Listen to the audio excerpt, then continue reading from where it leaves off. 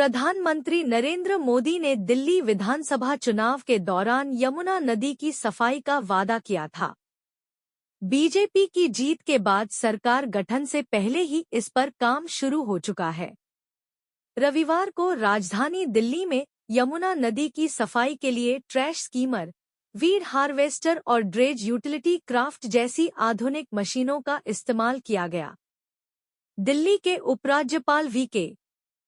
सक्सेना ने शनिवार को मुख्य सचिव और अतिरिक्त मुख्य सचिव, सिंचाई एवं बाढ़ नियंत्रण से मुलाकात की और उन्हें तुरंत काम शुरू करने को कहा। यमुना सफाई पर एक्शन तेज।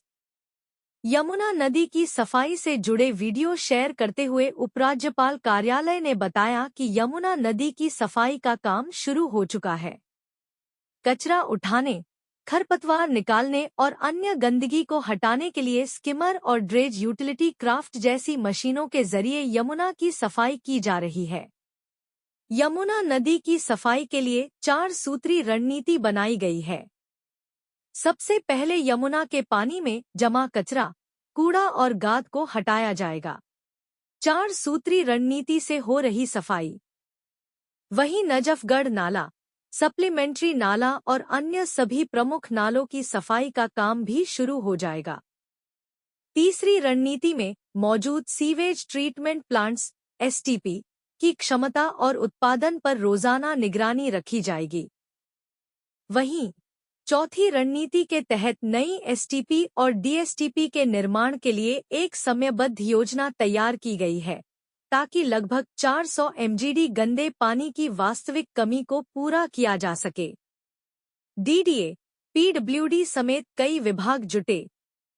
इस महत्वाकांक्षी योजना के क्रियान्वयन के लिए विभिन्न एजेंसियों और विभागों के बीच निर्बाध समन्वय की आवश्यकता होगी। इसमें दिल्ली जल बोर्ड, सिंचाई और बाढ़ नियंत्रण, दिल्ली नगर निगम, पर्यावरण विभाग, पीडब्ल्यूडी और डीडीए शामिल हैं।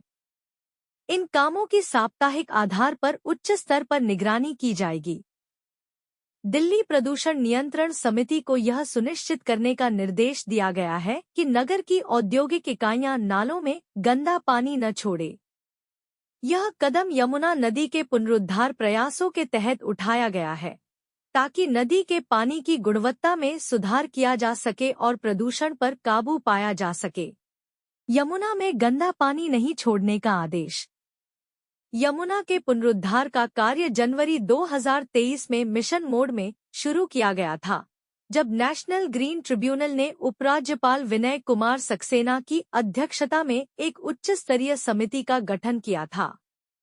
इस समिति का उद्देश्य नदी के प्रदूषण को नियंत्रित करना और उसकी सफाई के लिए ठोस कदम उठाना है। समिति ने यह सुनिश्चित करने का आदेश दिया है कि दिल्ली में स्थित औद्योगिक इकाइयां नालों में किसी भी प्रकार का गंदा पानी या प्रदूषित जल न छोड़े। सफाई कार्यों की बारीकी से निगरानी। सफाई कार्यों की बारीकी से निगरानी करने वाली उच्च स्तरीय समिति की 5 बैठकों के बाद अरविंद केजरीवाल के नेतृत्व वाली तत्कालीन आप सरकार ने सुप्रीम कोर्ट का रुख किया। इसके बाद तत्कालीन सीजेआई डी.वाई. चंद्रचूड़ ने एनजीटी के आदेश पर रोक लगा दी थी। इसके बाद यमुना पुनरुद्धार का कार्य फिर से रुक गया और सीओडी-बीओडी का स्तर, जो महीने दर महीने थोड़ा सुधरने लगा था, बदतर हो गया। इस वर्ष के प्रारंभ में प्रदूषण रिकॉर्ड स्तर पर पहुंच गया। प्रधानमंत्री नरेंद्र मोदी ने दिल्ली विधानसभा चुनाव के दौरान यमुना नदी की सफाई का वादा किया था। बीजेपी की जीत के बाद सरकार गठन से पहले ही इस पर काम शुरू हो चुका है। रविवार को राजधानी दिल्ली में यमुना नदी की सफाई के लिए ट्रैश स्कीमर, वीड हार्वेस्टर और ड्रेज यूटिलिटी क्राफ्ट जैसी आधुनिक मशीनों का इस्तेमाल किया गया। दिल्ली के उपराज्यपाल वी.के. सक्सेना ने शनिवार को मुख्य सचिव और अतिरिक्त मुख्य सचिव, सिंचाई एवं बाढ़ नियंत्रण से मुलाकात की और उन्हें